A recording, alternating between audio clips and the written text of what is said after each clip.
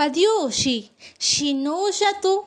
Hola a todos, ¿cómo están? Yanachi, Chigunibiano, Gayudi y Yanakubi. El día de hoy vamos a conocer 5 palabras nuevas en Diyaza. Chigusolunu, comencemos. Tobi, Gendaro, comida. Nanishe Gendaro di, esta comida está sabrosa. Nanishe Gendaro di, chupa. 2.